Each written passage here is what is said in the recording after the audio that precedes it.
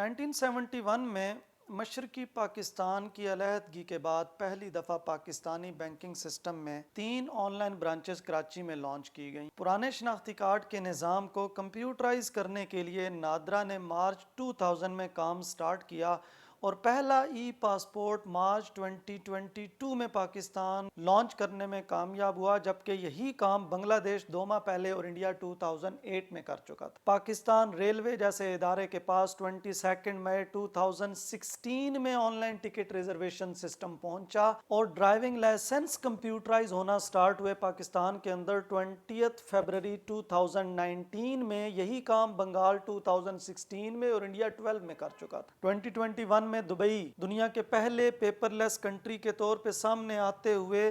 1 billion piece of paper save کرنے کا دعویٰ کر چکا ہے، اور دوسری طرف پاکستان کے 54 ملین سٹوڈنٹس کو پڑھانے والے 4 لاکھ تعلیمی ادارے آج بھی مکمل طور پر مینولی کام کر رہے ہیں۔ ان کے پیپر بیس سسٹم میں رزلٹ، اٹینڈنس، ٹیچر، ہر چیز مینولی مینیج ہوتی ہے، یہاں تک کہ یہاں کے ٹیچرز آج بھی ہینڈ ریٹن رزلٹ کارڈ بناتے ہیں اور manual calculation, grade, averages, positions اور ان تمام چیزوں کو کیلکولیٹ کرتے ہیں۔ اس بات کے باوجود کہ یہ پیپر بیس سسٹم نہ تو رزلٹ انالیسز میں یوز ہو سکتا ہے، نہ اس پہ ڈیٹا مائننگ ٹیکنیک سپلائی ہو سکتی ہیں، نہ اس کو اینالائز کیا جا سکتا ہے، اور نہ ہی فیوچر میں اس کی مدد سے ٹرینڈز پریڈکٹ۔ جب اس بات کو ڈائگنوز کرنے کی کوشش کی گئی کہ ہم پیپر بیس سسٹم کے پیچھے کیوں پڑے ہوئے ہیں، تو جون 2017 میں ذیشان احمر UK کی ایک یونیورسٹی کے اندر PhD ریسرچ تھیسس کو ڈیفینڈ کرتے ہوئے یہ کلیم کرتے ہیں کہ کیونکہ پاکستانی ایجوکیشنل ERPs ویسٹرن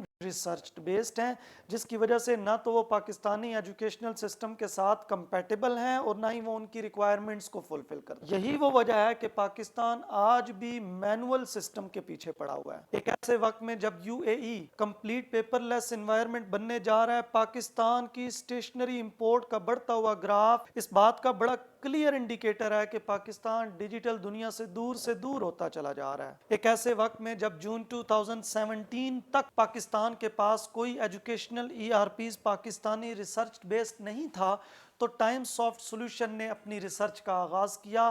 5 سالہ ریسرچ کے نتیجے میں 10 اکتوبر 2022 میں ٹی لائیو ایجوکیشن کے نام سے ایک پروڈکٹ تیار کی اور پائلٹ پروجیکٹ کے طور پر پاکستان کے 20 مختلف تعلیمی اداروں میں لانچ کر دی۔ ان تمام تعلیمی اداروں کی جانب سے 12 اگست 2023 میں اس پروڈکٹ کو سیٹسفیکٹری ڈکلیئر کر دیا گیا۔ آج یہ T live education Pakistani educational institutes کو، اسکول، کالجز، اکیڈمیز کو ایک نئی ڈائریکشن دینے کے لیے بالکل تیار ہے۔ اگر ہم 2050s اور 60s کی ڈیجیٹل دنیا میں پاکستان کو دیکھنا چاہتے ہیں تو ہمیں اپنے ان 4 لاکھ تعلیمی اداروں کو فوری طور پہ کمپیوٹرائز کرنا ہوگا، تاکہ اس میں موجود 54 ملین سٹوڈنٹس اپنے آپ کو ڈیجیٹل پاکستان کی جانب بڑھتا ہوا دیکھ رہے ہوں، کیونکہ ڈیجیٹل پاکستان ہی کل کی ڈیجیٹل دنیا کا حصہ رہ سکتا ہے۔